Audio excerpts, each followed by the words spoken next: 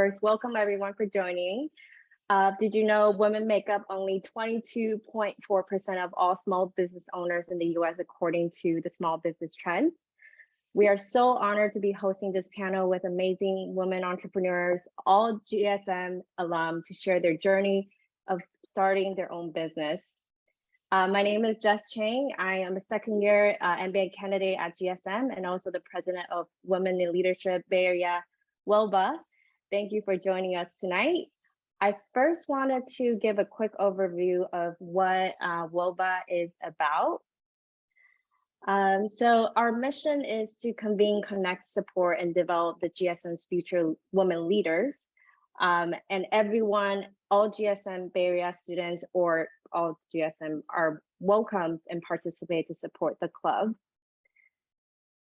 Our current 2022 to 2023 WiLBA Leadership Board, we have myself, Leah, she's the Vice President, Prachi, the Director of Marketing and Communication, Brittany as Director of Internal Affairs, Shreya, Director of Diversity and Inclusion, and Samhita, Director of Outreach and Engagement. And we are here to onboard you and support you in any way. So feel free to reach out to us for any questions. And as for our upcoming events, fall, we have our Women Warriors speaking event, which you're attending right now. Neighborhood Love is our charity and volunteering event. In the winter quarter, you can expect Skills 101, where we can learn a new hobby together, and then Manager Makers for Career Workshop. For spring quarter, we have our Happy Hour Handshakes. It's a networking, kind of just have everyone get to know each other event. And Health Hustler is a new program actually we're launching. It's a wellness program where we can do yoga or something fitness related together. For being a part of our member, you get exclusive resources, you receive our monthly newsletter, networking opportunities, event engagement, and also we are planning an end of the year WiLBA celebration. So make sure you stay tuned for all of that. For our diversity and inclusion, we also want to make sure that these are the things that we are practicing in every event and everything we do, basically just to making sure that we have a commitment to uphold all these values, that we are embracing all members, regardless of everything we listed here. Ways to get involved, there are several ways. We have our monthly newsletter, exclusive content, where you can receive all our resources, and then event engagement, where you can subscribe to our event calendar. Also, if you want to join our Slack channel, you can find us under Women in Leadership Bay Area. Now, without no further ado, I'm going to pass it on to Leah to kick us off on this panel discussion. Good evening, everybody, and thank you, Jess. I had the chance to talk with our three panelists earlier last week, and they do have a lot of great insight to share with us. So let's not wait more and start. First, I know that some in the room are interested in entrepreneurship. So could you not only please share what you're doing, what is your business, but how did you actually get started with your company? Samantha, if you want to start. Hi, good evening, everyone. First, I just want to thank Women in Leadership for reaching out and asking me to be on this panel. It's a pleasure to always give back as an alumni for UC Davis GSM. So currently I am working as Marketing and Communications Director. Part of my consulting business it's known as We Rise Marketing Consulting. And I mostly work with small business women owners in a variety of industries. I've worked in the wine industry. Currently, I'm working in the hydrogen energy fuel cell industry with a woman entrepreneur. I've done acupuncture. So I'm definitely putting my MBA to work, just jumping from different industries and really focusing on hyper growth for these women that are launching their businesses. And I've learned so much in every single business that I've helped. And again, I'm excited to share more of that. Part of how I ended up starting my business is because I was in the GSM and I was really focused on marketing, and I was trying to find opportunities to grow, right? I mean, we all know that you need experience in order to, you know, obtain any kind of position. And you know, I just decided to go for it, and I started with a very small contract, and then just build up contract after contract while I was in the GSM. Um, we all have stories that we'll share in a minute about how we were juggling way too much during our time at the GSM. Personally, I was the president of the GSM Sacramento chapter. I was also a TA. I was doing a supply chain and operations class, as well as the intro to entrepreneurship class that I helped teach with Joe Denuncio. If you haven't taken this class, you should definitely do that. And yeah, and I was doing, you know, marketing consulting on the side. I started during a very critical time, which was the pandemic lockdowns, where, you know, every single business was just going digital. So I definitely, you know, started my business during a very critical time for other small businesses that were just trying to survive. So I'll leave it at that for now, and I'll turn it over to back to Leah. Thank you. Amna, do you want to share with us how? Sure, yeah. So I'm one of the owners of the Yummy Cookie, and we make cookies of all sorts, and sweets and ice cream and everything that's good for you. We started in 2017, and we had our store open in 2017, and we're in Roseville. We've been running that. Apart from that, we have experience doing business to business with cookies, and that was just a natural way to move about business when we moved back to the States in 2016. And what really made us take the leap was when we looked at the market, we saw that there weren't any cookies that we would want to eat. And we're a family that tries to eat as organically as possible, as environmentally friendly as possible. We try to be very conscientious about what we choose to eat. And when we looked at the market, we didn't find a choice that we would want to eat. That would be our first choice to eat. So we were like, you know what? Maybe the world needs a little more cookies. So we decided to open the Yummy Cookie, and it's been so rewarding. It's been a lot of work, but it's been very exciting, and I can't see it any other way. Being an entrepreneur once, I think, kind of ruins you, makes it hard for you to want to work for anybody else. So I've been also working with my brother on his startup. He's doing a tech startup, and then I've actually just been starting to work on some business consulting. Business coaching on the side. I want to help women, and especially women, help start their businesses. A lot of people ask me questions about how to start their business, and I think that's just the natural progression of where I want to go from here on out. And so just opening another business is what I want to do. So with that, I'll hand it over to Christy to introduce herself. Hey guys, Christy Apodaca. Thanks for the invitation, for having me. So I'm the founder and designer at Cake Couture Love. I created this business to really just help ends meet while I was a grad student at the GSM. And I really just wanted to spread the love of cakes. I make a lot of custom cakes, and I really leveraged a local regional model. But over time, over the number of years have gone by now, I've evolved into more of an e-commerce model as well. So that has been allowed us to be global and share our products all over the world. So it's cake decorating, tools and supplies, not just cakes, but it's all of that. Yeah, so thanks for having me. I cannot help but think that you must be extremely busy. And if anyone here wants to start a business, I think they would like to know what your day actually look like, maybe including how many hours do you sleep, if you sleep. Amna, do you want to start?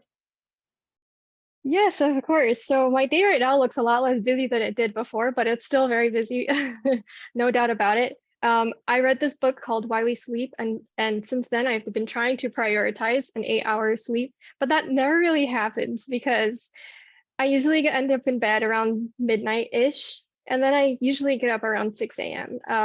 I start my day off with a workout because when you're in business, mental health is something very important to take care of. And I found that if I don't work out, my mental health tends to go on the decline. And so that's been the first thing that I've been starting to prioritize. And it's been something I've been prioritizing for the past few years now, especially through the pandemic. My life would be very different if I wasn't working out. So I start off with a workout, then I try to have somewhat of a healthy breakfast. A lot of days though, I don't end up doing that. I end up not eating anything.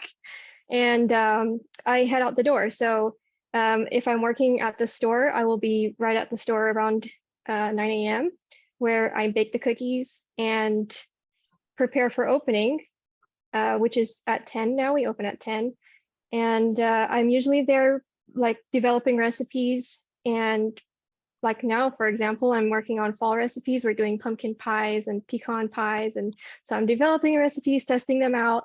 And I mean, I can't complain, but an unfortunate part of the job is that I have to taste everything and then rework it and then taste it again. And so I get to eat a lot of sweets. So I guess missing breakfast isn't too bad after all.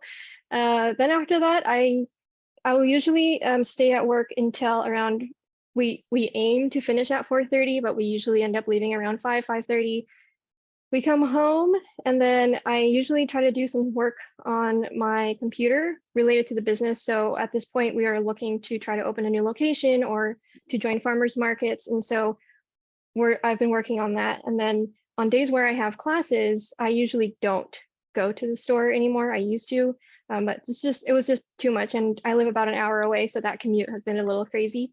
I usually end off the night by scrolling on Instagram and TikTok, trying to find when I'll have the time to actually start posting on our business Instagram and TikTok again, because I stopped during the pandemic with all the work that I was doing. And I just haven't got back on there. So I need that inspiration to kind of get me back on.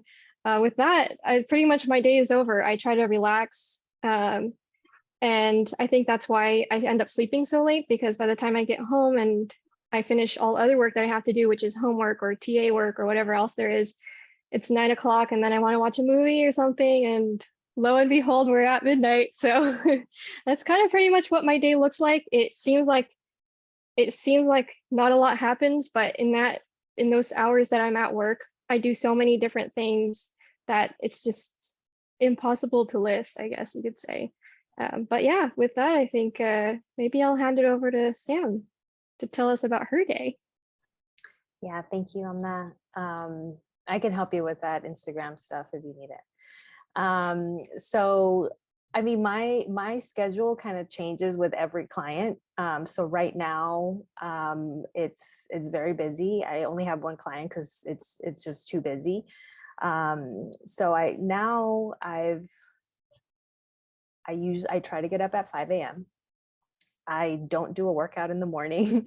I found that, I get up, get some coffee or tea, and go for a walk. So that's kind of my morning routine. Like I really need to get outside, get some fresh air. I might do like 10 minutes of yoga just to stretch out. And then I just hit the ground running. My job is very creative. And so when the creative energy just takes a lot of energy. And so like the first thing in the morning, like I want to, like if I need to develop like marketing collateral, if I need to develop anything that's creative, like I try to do it in the morning, because then you just get into this hamster wheel of like meeting after meeting after meeting. And then I'm like, oh, okay, where's my marketing collateral? So my morning is for creative work. I do have a morning check-in with my client just to make sure that, like what's the priority for today. Right now we're working on a huge convention that we're organizing. So my client right now, it's a national hydrogen and fuel cell trade association.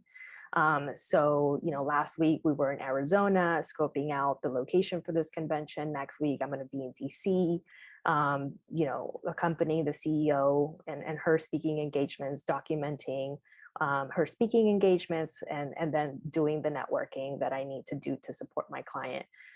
So that's just a little bit of a taste of how I just need to be flexible. But you know, I think consistently, I do my walk in the morning. I make sure to eat. There are many times that I did not eat, and that I do not recommend that to anybody. It's very exhausting. And then in the evening, that's when I try to, I block off that focus time, and I just, whether I use it to like catch up on whatever I need to do. I might go to like a Pilates class or a yoga class, but like from 4 to 6, like that is my time to do whatever I want to do. And then if I need to wrap up anything for the end of the day to prepare for the next day, I'll do that.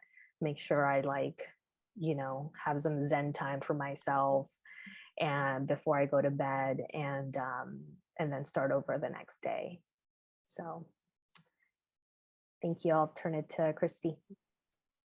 Hey again, guys. I love the walks and the running. I forced myself to do that because it's just gotten a lot harder when you get older, and I always skip that, taking care of myself. So I do try to go for a walk with our dog first thing in the morning.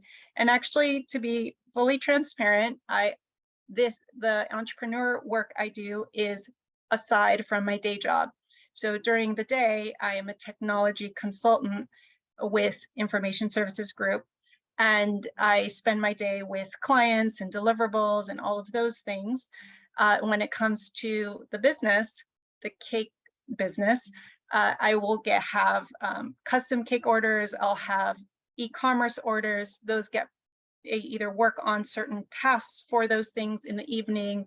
I also have kids, so I'm taking them to school at times, or dropping them or picking them up from school. But they usually help with orders. My husband helps with deliveries of sending orders to the post office. And it's a hectic day every day. And there's always dinner to think about. Yeah, so it's a nutshell of what my day is like. It's amazing Gonna have to to see that process orders after our call. it's so great to see that you can involve your family in your business, and I guess also spend time with them. Yeah, that's Of course, for sure. And it helps with expenses at the end of, for taxes, FYI. that's a good tip to have. Here at the GSM, we also wonder if, and I hope it did, how your MBA actually helped you lead your business, and if it's still, you know, helping you on your daily work. Could you share that more with us, Christine?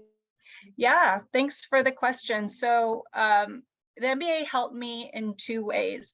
One is it really helped me find other work opportunities that I was looking for. And it also, too, it helped me explore my entrepreneurship opportunities. And so it really helped me find that competitive job I was looking for, competitive salary, like all that competitive thing I really wanted. But I was building this cake business while I was in the GSM, and I thought, hey, maybe I can scale this somehow.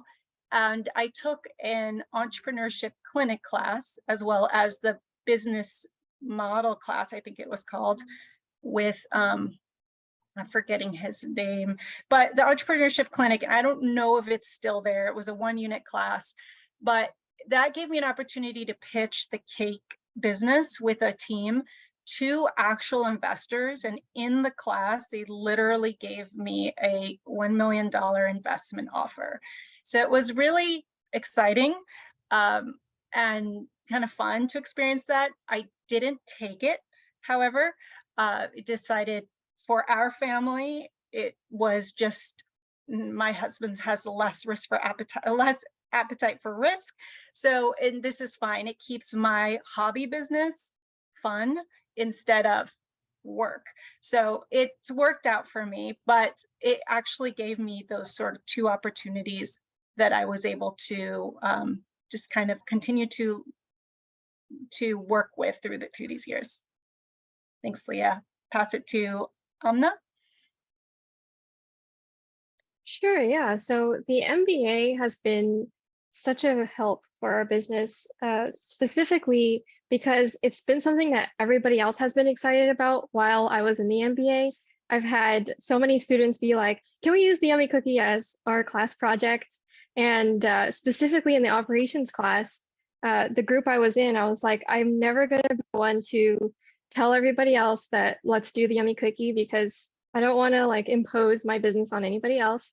But everybody else is always so excited about having the business as the project. And so we did the Yummy Cookie as our project in the operations class, and it really actually helped our business. So we actually moved some stuff around in our store due to the results of the project that we did.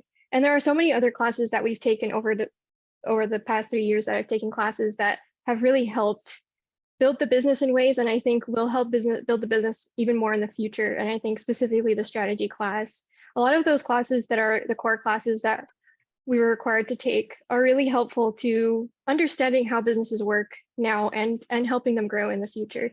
So definitely the MBA has been one of the biggest helps to me understanding the business more than anything else, from a management perspective and from the monetary and financial perspective as well. And I'll leave it to Sam to tell us about her MBA journey. Thank you, Amna. Yeah, well, I'll share this before because my entrepreneurship journey started before the MBA. So I participated in the Sacramento Entrepreneurship Academy, and that's when I decided that I needed an MBA, even though now I try to talk people out of the MBA if they try to start a business, because what I've learned a lot. But, you know, when I was at the Entrepreneurship Academy, you know, I joined a team. So I've always been like learn by doing. And so I learned a lot about myself. That partnership kind of ended, like life happens, like my business partner ended up like deciding to start her own family. And so I I got accepted into the GSM. So I focused my energy there. And while I was at the GSM, it would have been my second quarter. My second quarter, I entered the Big Bang Business Competition at the GSM, which I recommend to everyone. If you really kind of want to dig deep and kind of test out, you know, what an entrepreneur like feels like, but also just being in the room with other entrepreneurs, right? And just kind of diving in, starting your network, figuring out like if you can connect with other people. And so it was through that experience with the Big Bang that I, you know, because I'm the CEO now, right? And so, but I never wanted to be CEO because it's such a big job. And I really wanted to like support the team, right? I'm very much a team player. And so while I was in the Big Bang Business Competition, and this is the other thing with entrepreneurship, you have to kind of learn a little bit of everything in order to like figure out what is working for the business, what is not working. And so I was just all in terms of like hands-on, which is how I ended up just starting my consulting business while I was at GSM, because it's like, okay, I kind of had this prep work. I've been talking to a lot of people. Let me just do it. And again, it was like learning by doing.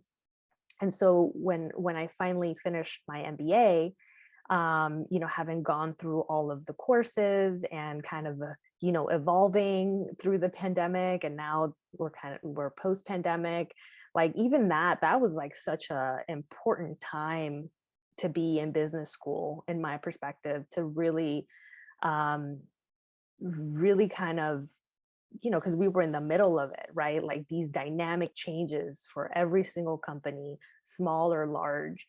And so when I think about, you know, everything that I learned while I was obtaining my MBA, like 100%, no regrets. Like I use my MBA every single day, even, you know, with every single one of my clients. My focus with them is marketing and communications. But, you know, like they'll ask me finance questions. They'll ask me all types of different questions. And, I feel confident in giving those recommendations because I've been through all the case studies from our classes. I've been through the testing, the trial and error that comes with like working with startups. And even in big established companies, it's always trial and error. Even with my marketing, like, let's test this out. If it works, great, let's keep doing it. If it doesn't, like, let's pivot and do something else. So it's very much the MBA gives you a very solid foundation, as to Christy's point, to really like be competitive and really set yourself apart. And then you come in with those individual personal experiences that really, it's like the cherry on top when you're seeking out the next opportunity or building your business, or building multiple businesses. Because once you kind of like, to Amna's point, once you get going, you're like, oh, I see this problem, let me try to solve it. You're like, oh, let me just, and then you have your network, and it just becomes so much easier to just get things moving. And you kind of lose that fear that everything needs to be perfect, and you just go for it. So I use it every day. Back to you, Leigh. Thank you for sharing that.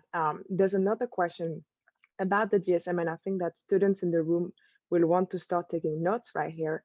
Can you tell us what were the classes that really help you? What would you recommend to aspiring entrepreneurs at the GSM? Sam, I will let you.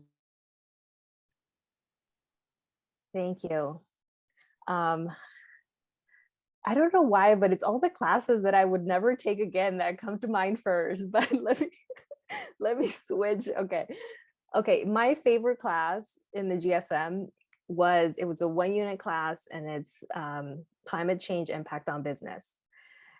And I don't even know if they're still offering this class, but it, like, especially, well, now that I have, the hydrogen and fuel cell client, I'm like, I totally get it, that we're changing the world. So I would totally recommend that class. But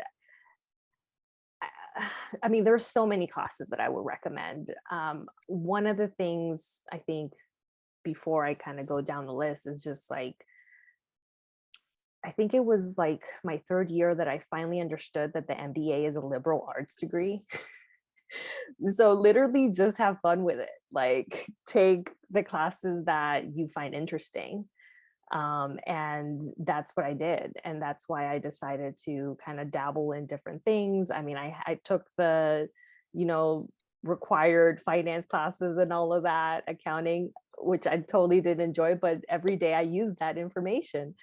But I think I'm really glad that I like had fun with the classes that I chose. And especially, once I decided that I really wanted to focus on marketing, consumer behavior was critical. Like, I use that information every single day when I'm, dissecting like audiences and what's gonna like sell to different audiences, and how to pitch to different audiences. So I would definitely recommend that one. It's very kind of deep and heavy and not as fun as it sounds, but it's like gold, because everyone, like, at the end of the day, I think like people expect the MBA to like deliver growth, and that's kind of like, you really need to know the audience.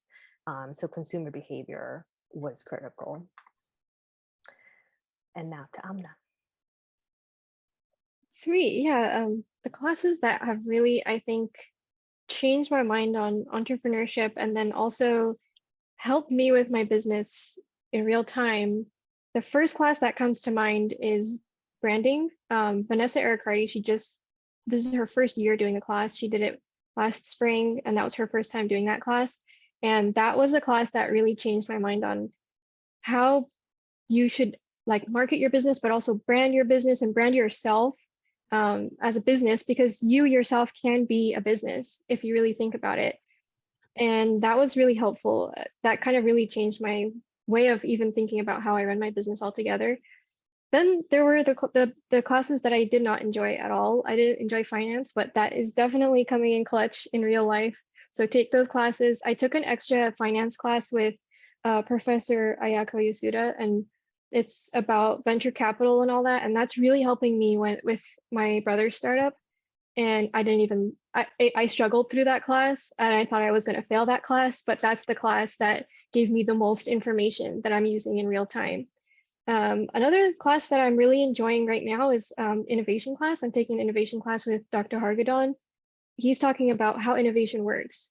And I think that's really critical when you're thinking about starting a business. So if you can, definitely take that one.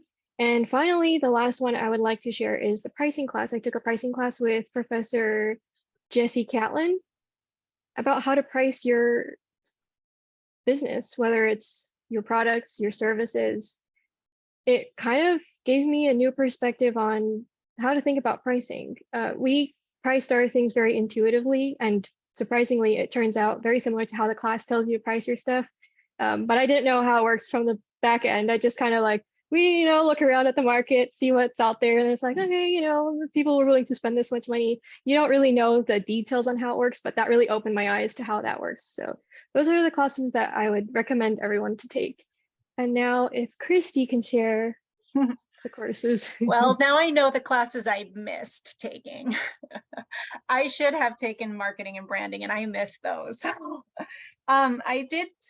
You wrote a list here, like ladies were speaking about what I enjoyed taking and learned a lot from. So the entrepreneurship clinic, that's the one where there were this professor had real investors in there. And this professor was Hemant Vaidya. It was a 1-unit entrepreneurship clinic. I don't know if that's still taught. Then Professor Mark Lowe, I think he retired, but he did a product management class and a business modeling class that I really liked. Then I took a 1-unit consulting clinic to learn more about consulting. I'd previously done consulting out of my undergrad, but I didn't like it the first round, I guess, and worked out this second time. And a class that came in really handy and very helpful to help make financial decisions. There's this corporate evaluation or corporate valuation class by Professor Griffin. I don't know if he's still teaching, but he has some really great approach to valuing companies, and that, let's just say, it helped start my investment portfolio for the future. So yes, those are some fun classes. Thanks, Leah. Amazing. Before I ask the next question, if in the audience you want to ask anything to any of our panelists, please write them down in the chat, and we're going to try to ask your question at the end of the panel. So we went through the fun questions. Now I have some more difficult one. Starting with, please let us know what are the challenges that either you faced or you are facing now. I know there's some. We're here to listen to you. Go ahead, Amy. Yeah, I'm gonna just be honest here and say running a business is challenging in and of itself. I don't think that it's all fun and games, because it's not. It's hard work. I say now, it's the most heartbreaking and rewarding thing you will ever do in your life. And it's just like, for example, for our business, one of the biggest struggles we're going through right now is funding. We are a small business, but also religiously, we can't take on interest-based loans. And so we can't take on small business loans or anything like that to expand our business. So we have to expand very organically, where it's like we have to save profits and then invest those back into the business and open on a second location. But apart from that, because we're doing all that, trying to separate yourself from the business, and instead of spending your whole day and your whole life and just your whole mind in your business, is the hardest thing to do. Trying to create those boundaries is the hardest thing to do. Last year, during the pandemic, there was a point where my business partner, my mom, she suddenly went into surgery and she couldn't work for a month after that. And so I was in the business doing all the work, and I was also in class, and I was a TA. And I was TAing also at an acting school. So I was doing all these jobs and I was at the business. And so at one point I was on the phone with a customer. I was in a Zoom class and the timer on the oven was ringing. I was baking cookies and I was like, what am I doing right now? Literally doing 3 things at once. And I managed to do it. I don't know how, but I responded to that professor. I had the customer, I got her cookies to her before Valentine's Day. And I got those cookies out of the oven before they burned. Like, it's amazing. But after doing that for so many days, it just became really, I just burned out at some point, and I was like, you know what, I can't keep doing this much work. I had to quit one of my TA jobs. I had to balance my life out a little bit and create some hard boundaries between business and then my own life. And because literally every waking hour was pretty much me working, and I never prioritized myself in any of this. And I had been doing that since 2017. And so it had been many years at that point. And then with the stress of the pandemic and all of that, it was just a lot. But it's really challenging to try to create that boundary and then also keep that boundary flexible enough where you can change it. You know, it's like, I'm feeling a little bit better today. I can put a little bit more time, but know that you still have that boundary set. And as you can tell, there are days where I still don't eat breakfast or lunch. So the boundary is still, we're still working on that. And that's just part of the challenge. But that's just one of many. And I mean, I'm blessed. I feel very blessed to have that as the challenge in my life right now. But yeah, something definitely to think about. How about you, Christy? What is your biggest challenge?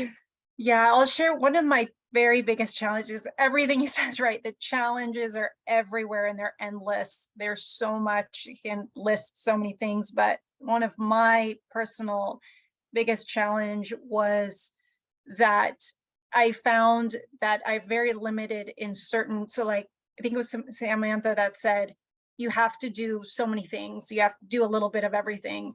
And when you do that, you kind of realize where your limitations are and where your skills are not the sharpest. For me, that was communications and sort of that, maybe this speaks to the not taking the branding and marketing class, but I'm more of a technical person. I'm not so good at communicating, and I had to learn how to be a better communicator, how to communicate well with the customers, how to present yourself in a way that was like very friendly versus black and white, more of a black and white person.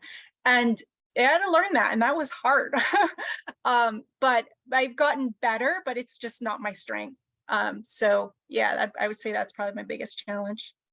Sam or Samantha, sorry. That's okay. Feel free to call me Sam.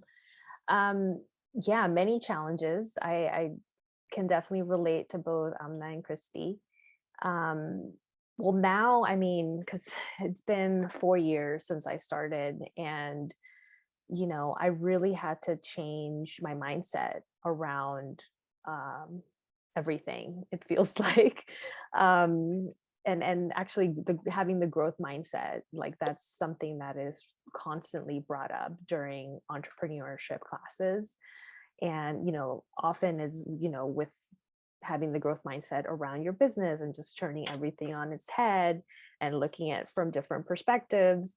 And so, you know, I also recommend that you do that for your life. That's kind of what I had to do. And, you know, when I first started, you know, I really thought that like, oh, the more clients that I have, like the better, right? But then that literally split my energy multiple ways. And, you know, to this day, it's just me.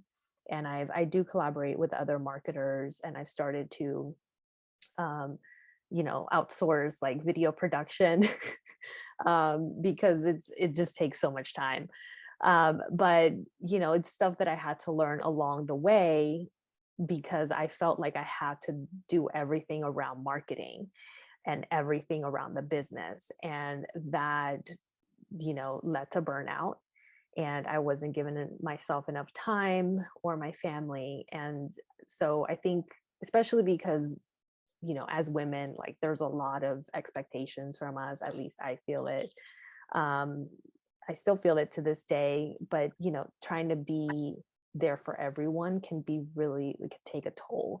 And so, you know, now that I can kind of look back and I've learned so many lessons, I would say that having those firm boundaries and sticking to them is probably the best thing that I could do for myself, even if it meant that, you know, I'm going to have one solid client instead of 5. You know, I get to keep my sanity and I get better results. And, you know, the referral, like my business is very referral based. And so you really, it's relationship based. And so you want to, you know, show up well, right? When you're having these meetings, you don't want to show up tired, and, you know, to the point that you can't, you know, produce a sentence. Like, you know, I've been that tired. You don't want to show up like that. So definitely, you know, taking care of yourself as a business owner is key, because you are your brand, right? And people are going to look to you, and really, like, you want to show up well in every interaction with every person that you meet, with every client, with every customer. And so really taking good care of yourself, and then that just kind of spreads, and you attract more business, right? Instead of like feeling like you have to hustle, you literally just attract. And so that I've had to really change my mindset around that, and instead of trying to like, you know, force myself, I have to do this, and I have to get out there, and I have to approach it like it's just like, do your thing, like people will come, like, relax. So definitely a practice that, I mean, that was a complete mind shift for me, for sure. And then now, you know, things seem a lot more easier, a lot more flowing. And yeah, I mean, but it's 4 years in, right? Like, we all kind of learn all our lessons along the way, and you know, just growing from there. So I'll leave it at that. Thank you, Sam. Listening to you, it seems that most of you had to change a few things about yourself, and you still have a lot of learnings. But something we still didn't talk about tonight is leadership. Could you please tell us more about what makes an effective leader? What really allows you to lead your business and your employee? Starting by you, Amna. Yeah, one of the things that I realized being in business is that you have to really consider that business is all about people. You're working with people, you're working to serve people. And at the end of the day, if you're not doing good for people, you're not doing right for your business. If you want your business to succeed, it's really about the people. And I think one of the harder things for us is that being a small business, you don't have a lot of money, but we have a full staff. And trying to balance, you know, prioritizing the employees has been really something that we've worked hard to do when we are in a position where we're not even paying ourselves. But to pay the employees living wages was something very important for us. And that was just something that we've decided early on. And it's hard because as a small business, you don't have the funds to necessarily do that. But it's worth it, because when you have the well-trained employees that are focused on your business as much as you are, they have as much passion, they're putting in the effort and the time, you know, it's worth it in the long run. And people can tell the difference between an employee that's burnt out and tired and then underpaid, and versus an employee that's not, you know, an employee that's paid well, that's happy, that's given, you know, adequate time off to spend time with their family and not stressing just all the time about finances. It does make a difference. And it makes a difference also for us as business owners, because we're considering the fact that they're also people. And, you know, we've been in positions where we needed the money too, and we've worked jobs, and, you know what it feels like to be in that position. And so that's been something we've considered a lot. And I think that's, to me, being an effective leader is always considering the people. It's considering the customers, it's considering the employees. It's always has to be people centric, because people are part of the world. They're part of the environment. They're what the whole reason you're in business anyways, right? And yeah, so I think that's really what makes an effective leader. I see that you agree, Christy. You want to take Yeah, over? sure, totally. Yes, I agree. It's totally about the people. I think as a leader, I thought, you know, I'm going through the MBA program. I know how to be a leader. I'm this great leader. And then I hired people, and I thought I could, you know, help be like this really great manager or whatever. And it was the hardest thing ever. I really think that being an effective leader is really that ability to motivate, inspire, and really enable the people around you to like get really excited about like what you're trying to do for the world, and have a team really want to rally around your mission. And whether they are a customer or a employee or part of your team, like Amna says. So definitely agreed, all about the people. Samantha? Yeah, I would definitely echo the people power, all about the people. And I would just add that I think, showing up, like there are some days where it's really hard to show up. Something happened, you're sick. I mean, like there's just so many like emotional stuff going on. And you're like, okay, I got to shake it off. And you got to show up for your people, to inspire, to be like, regardless of what is going on, right? Like it's really nice to be there when, everything's going great and you're making tons of profits and everyone is happy. But it's really like you still have to show up on the tough days too. Like, so I think that I think is the mark of a true leader, where, I mean, I've seen it a lot. It's like, okay, we didn't make a profit this month. Okay, let's keep it going, let's try something else for next month.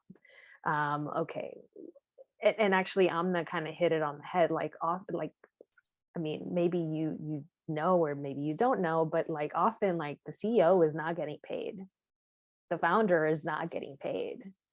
So it's something that is hardly talked about in a lot of entrepreneurship circles, but that is like a reality. And like I don't, like, my family doesn't come from wealth, and I'm like the first entrepreneur in my family.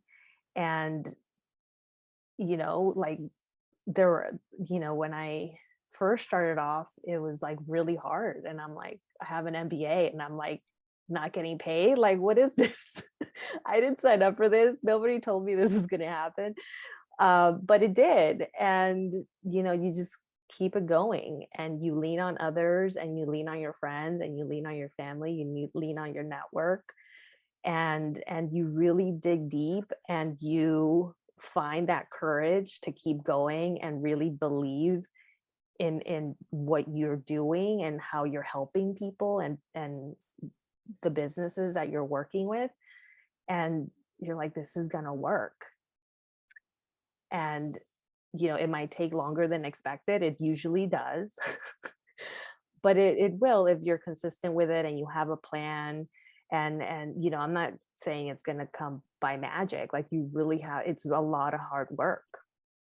And so leadership is about the inspirational speeches and the vision, but it's also like doing the work every single day, the non-sexy work.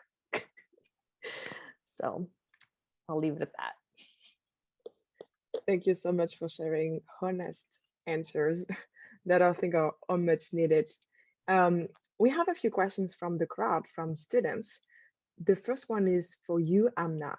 And that might be actually a question that Christy can answer to as well. How did you manage and really understand the logistics and the supply chain as you started your business from the very beginning? For example, how did you understand how to buy machinery, ingredients, store locations, etc.?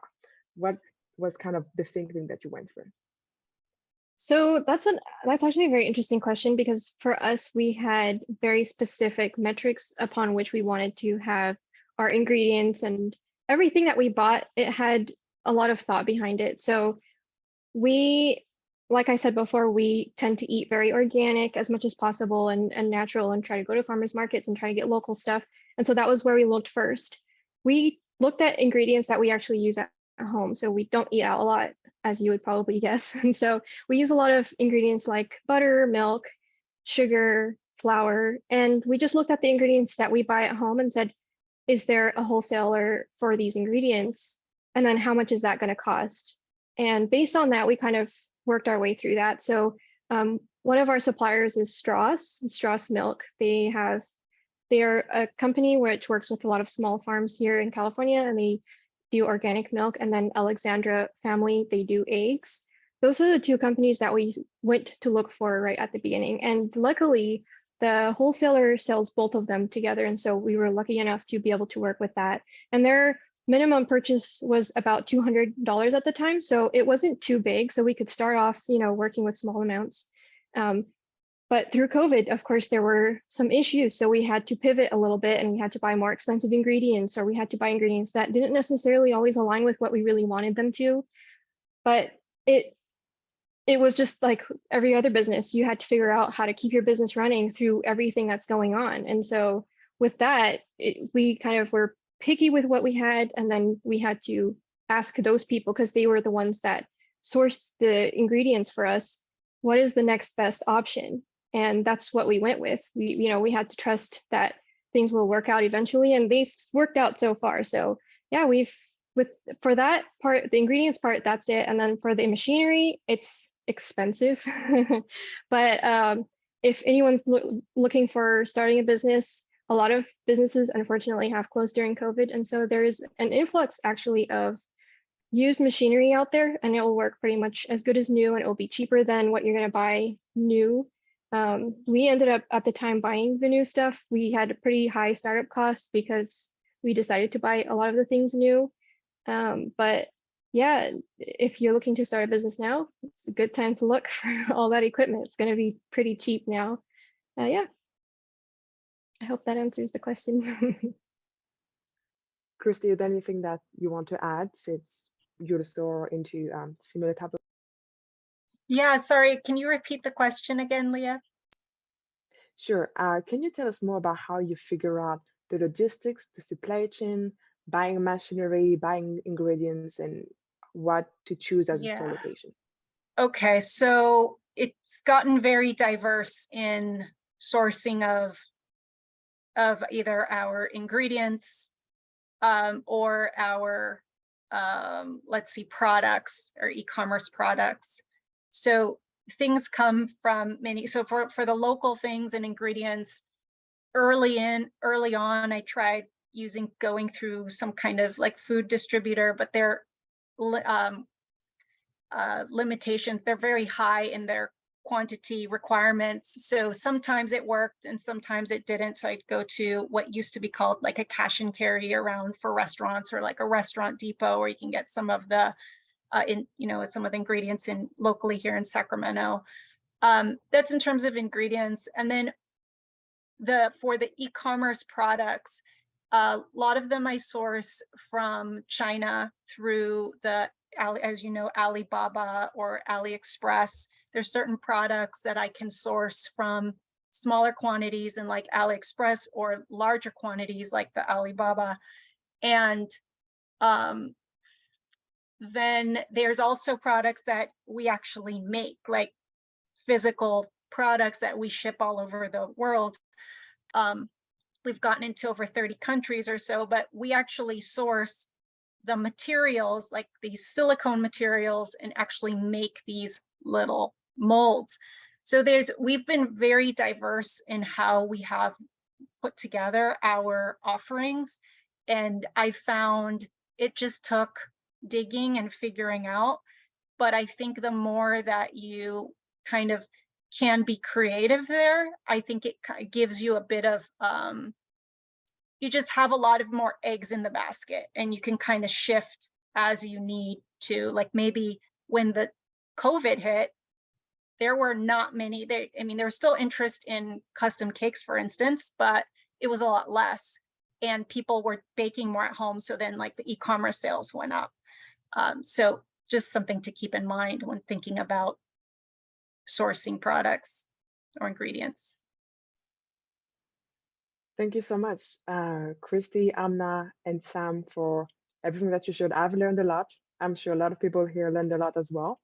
I will leave it to Jess for a few closing